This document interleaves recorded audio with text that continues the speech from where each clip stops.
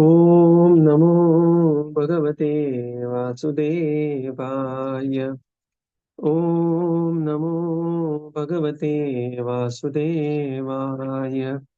ॐ नमो भगवते वासुदेवाय। नारायणं नमस्कृत्य नरं चैव नरोत्तमं देवीं सरस्वतीं व्यासं ततो जायमुदीरये। नष्टप्रायेषु अभद्रेषु नित्यं भागवत सेवया भगवतीरुत्तमश्लोके भक्तिर्भवति नैष्टिकी।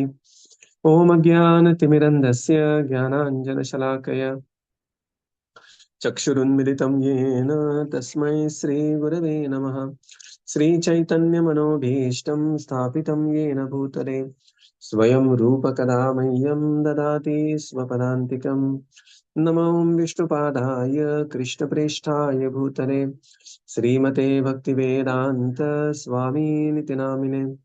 नमस्ते सरस्वते देवे गौरवाणी प्रचारिणे निर्विशेष शून्यवादी पाश्चात्यदेशतारिणे। जय श्री कृष्ण चैतन्य प्रभो नित्यानंद श्री अद्वैत गदाधर श्रीवासादि गौर भक्त वृंद। Hare Krishna Krishna Krishna Hare Hare, Hare Ram Ram Ram Hare Hare. Hare Krishna. Reading from Shrimad Bhagavatam by his divine grace A.C. Bhaktivedanta Swami Srila Prabhupada ki jai. We are reading from Canto 4, Chapter 8, Dhruva Mahārāja leaves home. So we are in the section where Narad Muni is very elaborately describing how to perform the tapasya and some other important instructions Narad Muni will be giving, that what should be the ingredients used for the worship of the Lord, how to be satisfied with whatever is available in the forest, and what will be the result of worship, and how you will attain very special liberation, vimuktaye, that will be explained by Narad Muni in the later verses. So we are at text 54. Prabhuji, how much was done yesterday? Yes, Suruci, 54 and 55 was done actually. Achha, okay. Only reading. Okay.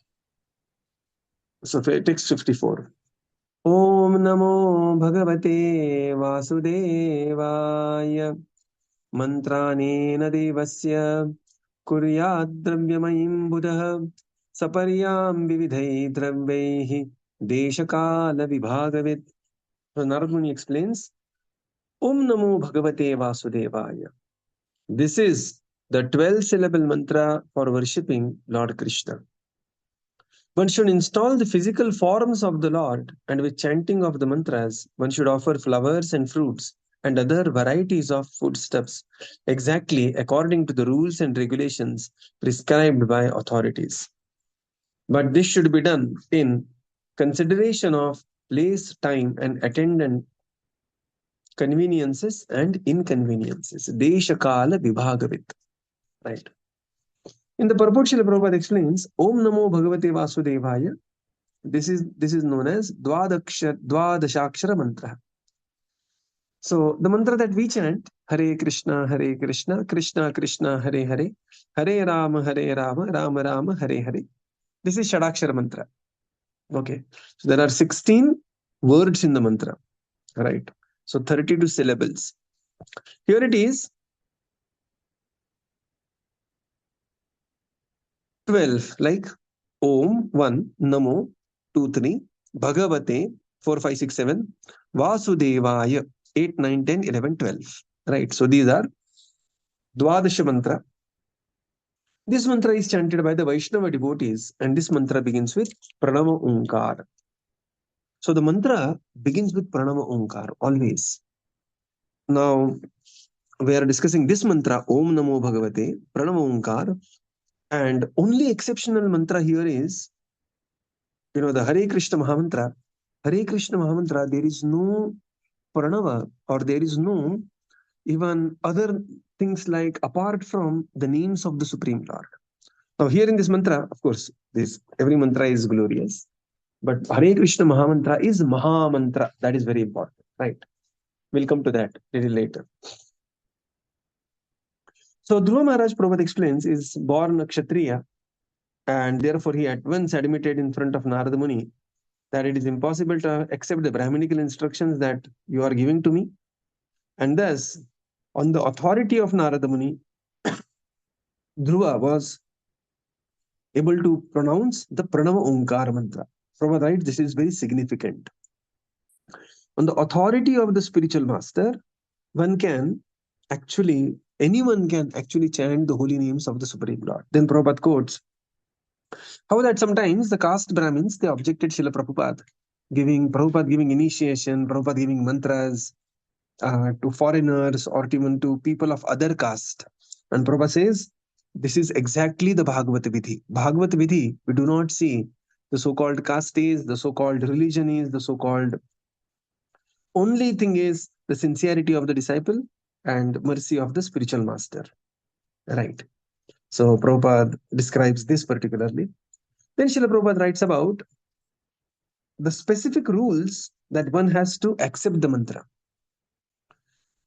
So it is said in the scriptures that mantra sampradaya vihinaste mantraste nishfalamataha.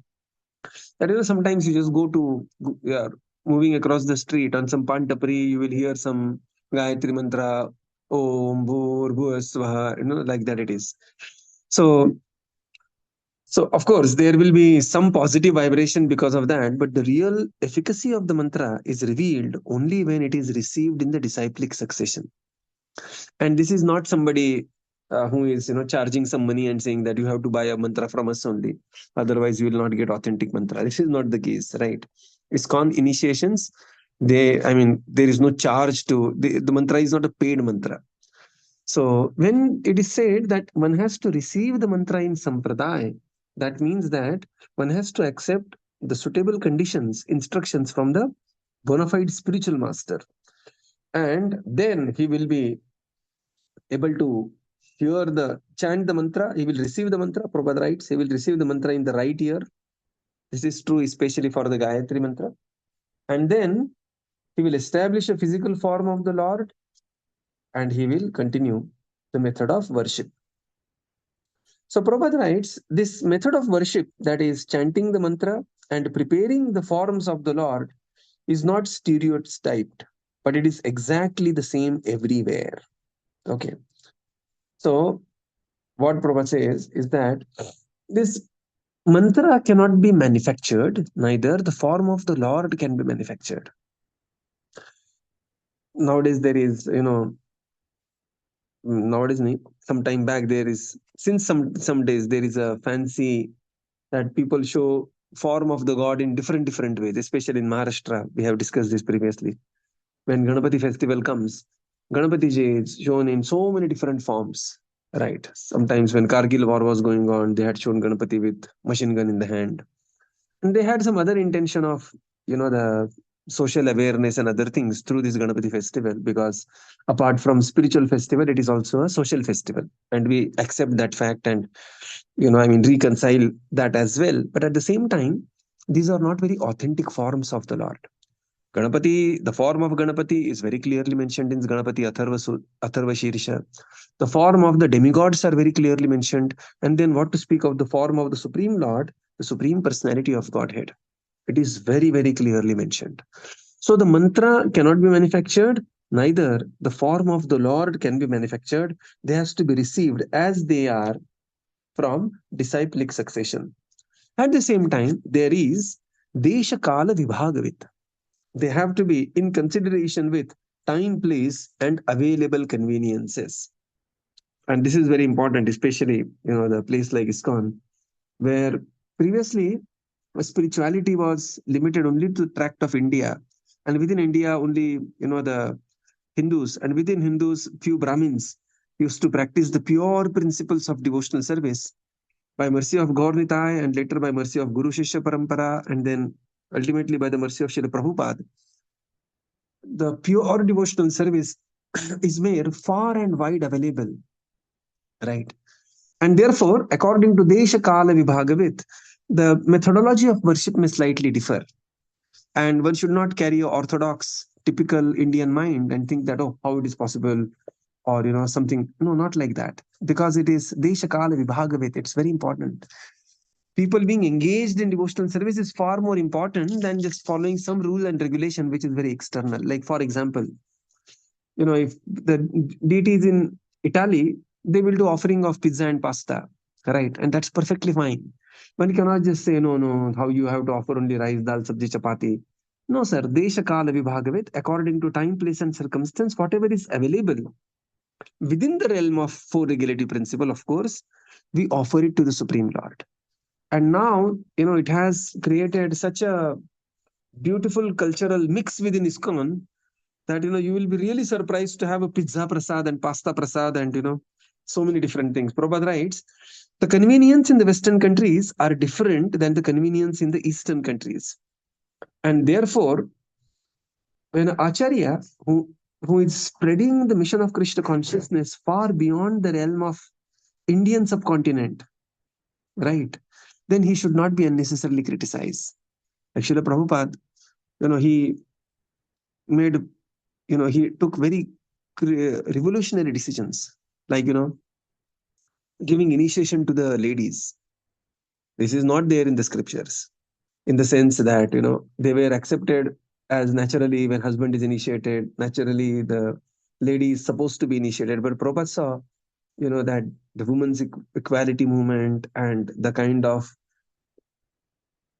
the husband-wife relationship in the Western world, and increasingly so, Prabhupada realized it's going to become in the Eastern world also, right? So India is more, many times, sometimes, some of my relatives staying abroad, when they visit India, I find their children more Indian than sometimes our own children while being inside India, right? Our when Maharaja in ISKCON, he calls them, he says that sometimes we are in India, but you are Indian non-resident, right? No, he says the resident non-Indians. Okay.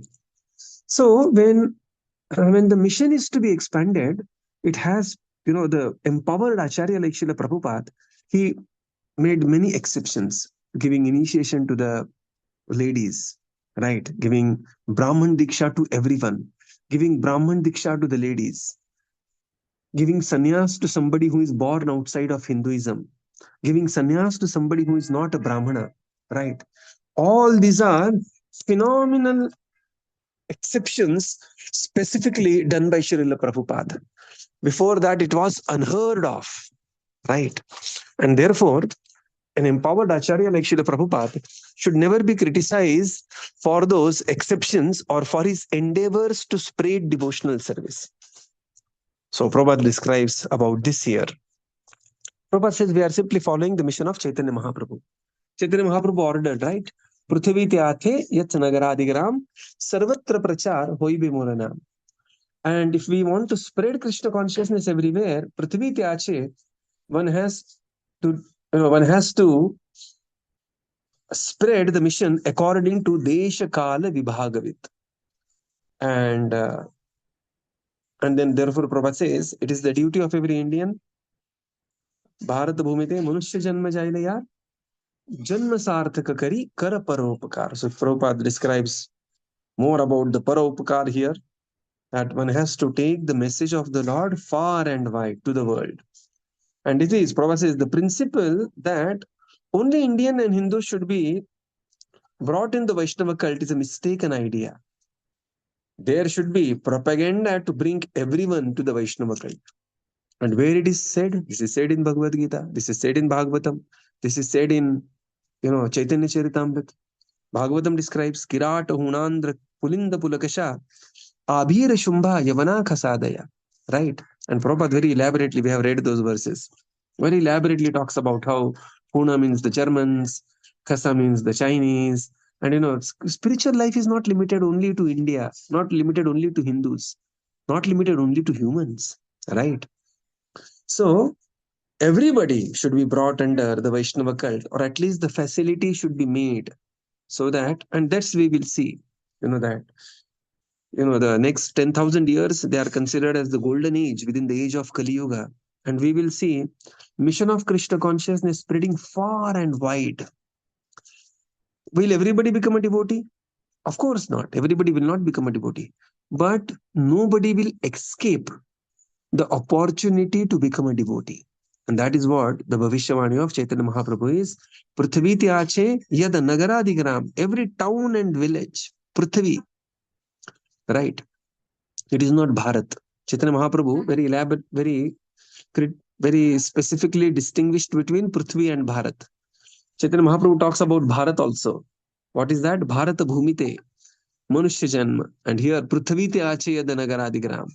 So in every town and village, the holy name of the Chaitanya Mahaprabhu, the mission of Krishna consciousness, is going to spread. And Prabhupada says, therefore, one should not have this sankuchit mind that no, that it is only me and my people should become devotee. No, the idea is Vasudhaiva Kutumbakam, and this is really comes true under the banner of Krishna consciousness. Prabhupada says, there is no bar in propagating Krishna consciousness movement, even amongst the people who are born as Chandala, Mlencha or Yavana families. Okay. Mlencha typically refers to the Western civilization. Yavana typically refers to the Gulf kind of a civilization. Okay. So there is a technical division between who is called as Mlencha and who is called as Yavana and who is called a Chandala. But in devotional service, there is no distinction. There is no bar. Anybody and everybody can become devotee of the Supreme Lord. Even in India, Prabhupada writes, this point has to be enunciated by Srila Sanatana Goswami in his book Hari Bhakti Vilas. And what Sanatana Goswami writes, he says that which is in Smriti and the authorized Vedic guide for the Vaishnava in their daily behavior. Sanatana Goswami says, just like the bell metal can turn into gold by a chemical reaction with mercury, similarly, from a diksha from a bona fide spiritual master, by the initiation process, anyone can become a Vaishnava. Right? Nobody is so fallen that devotional service cannot uplift him. So, only thing is, there has to be willingness, and therefore Prabhupada writes, this is called as Diksha Vidhan. And Lord Krishna states this in Bhagavad Gita. Vyapashritya. Vyapashritya means one should accept the bona fide spiritual master, and that by process, the whole world can be converted into Krishna consciousness. So beautiful, beautiful purport Srila Prabhupada writes. Somebody may object, oh, Dhruva is a Kshatriya, how he can chant a Brahminical mantra? Prabhupada says, by the mercy of Guru, what to speak of Kshatriya? Even anybody, even up to Mlencha, Yavana and Chandal, they also can chant the holy names of the Lord and purify their mind. So this is the Dvadashakshara mantra that was being awarded by Narada Muni to Dhruva Mahārāja. Now, so this mantra is glorious. Of course, we begin our Śrīmad Bhāgavatam class every day with this mantra only. Om Namo Bhagavate Vasudevaya. At the same time, in the age of Kali, the mantra is Maha Mantra. Hare Krishna, Krishna Krishna, Hare Hare. Hare Rama, Rama Rama, Hare Hare. And why this is Maha Mantra? This is Maha Mantra because it includes all other mantras. Right? It is the only mantra where there is, apart from the names of the Supreme Lord, there is no other word in the mantra.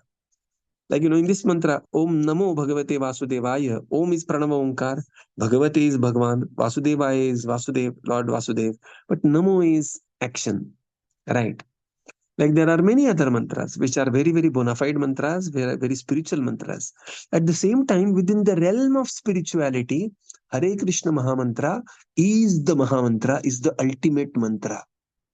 And one should not have no mistake about this. Why? Because in every other mantra, now we are going really deep into the mantra studies. In every other mantra, there will be some honorific, there will be some, some action other than the name of the Supreme Lord. Just like here we see Namo.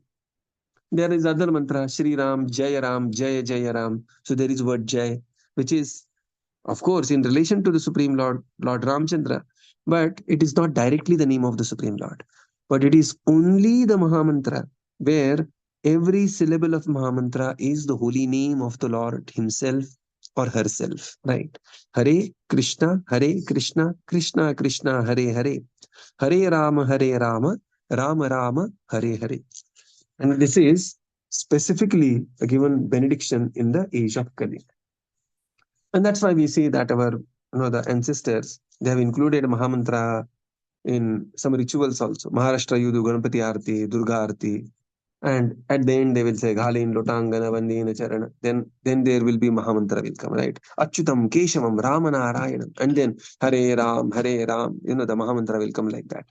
Why? Because Mahamantra is the Brahma Tarakanam in this age of Kali Yuga. So very beautiful purport Srila Prabhupada describes here. Text 55. Now 55, 56,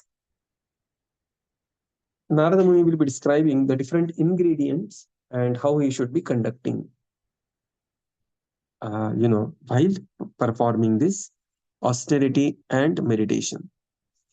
Salile Suchibhir Malyai Vanyai Mula Faladibhi Shastankura Ashu Kaischa Archet Tulasya Priyaya Prabhum. One should worship the Lord by offering pure water, pure flower garlands, fruits, flowers, vegetables which are available in the forest, or by collecting newly grown grasses, dhruvankura, small buds of flowers, or even skins of the trees, and if possible by offering tulasi leaves which are very dear to the Supreme Personality of Godhead. Tulasya Priyaya Prabhum. That tulasi is very dear to the Supreme Lord. Now, how easy is to conduct devotional service? So, Srila Prabhupada in the purport mentions about how tulasi is very dear to the Supreme Personality of Godhead, and devotees take particular care to have tulasi leaves in every temple and center to worship. Now, tulasi is very difficult to grow in the Western countries, right? And Srila Prabhupada, this purport or somewhere else in Bhāgavatam, Srila Prabhupada writes about his disciple, Her Grace Govind. Prabhupada writes here only, yes. Prabhupada writes here, while engaged in propagating Krishna consciousness, we were brought great unhappiness because we could find no tulasi here in the Western world. We are very much obliged, therefore, to our disciple, Srimati Govinda Dasi, because she has taken much care to grow tulasi plants from seeds, and she has been successful by the grace of Krishna. Now, tulasi plants are growing almost in every center of our movement, right? So, Prabhupada planted not only tulasi, and through tulasi, entire Vedic culture all across the globe. There was no tulasi outside, right? There was no, very, very rarely one would have vegetarian food, and the words like karma and guru and all these things, which have become very common words nowadays. A huge credit goes to Srila Prabhupada for planting the Vedic culture all across the globe. ऐसे ही distribute नहीं किए 55 crore books, right? When you distribute 55 crore Bhagavad Gita all across the globe is going to change. Right, the globe is going to change. So Prabhupada made the Eastern culture very easily available outside. Right, Prabhupada planted tulasi from Indian subcontinent to every part of the world. And through planting tulasi, planting devotional service, Srila Prabhupada also planted the glorious culture of the glorious Sanatana Dharma everywhere. And then Srila Prabhupada refers about tulasi. Tulasi leaves are a very important method for worshipping the Supreme Lord. And Dhruva Mahārāja is advised to worship. So he will be worshipping the Supreme Lord on the banks of Yamuna, with the water of Yamuna and Ganga, and with the tulasi leaves. And Prabhupada, they says again that Desha Kala, according to time and country, that he should be doing. Salilai refers to any water, whatever is available, but it must be clear and collected purely. And then there is tulasi. Then there are flower garlands, fruits and vegetables.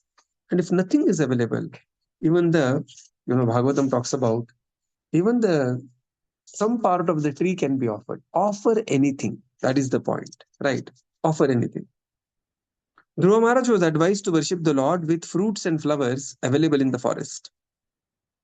And the Lord accepts only vegetable fruits and flowers, as he says in Bhagavad Gita, Patram Pushpam Phalam Toyam Yome Bhaktya Paryachati. Tadaham Bhakti Uparitam Ashnami Prayatatmana. That what is to offer, Lord Krishna very clearly says, this only I take. Please don't offer any other, the items to me. I'm happy with Patram Pushpam Phalam Toyam. I'm pure vegetarian. That's what Lord Krishna is saying here.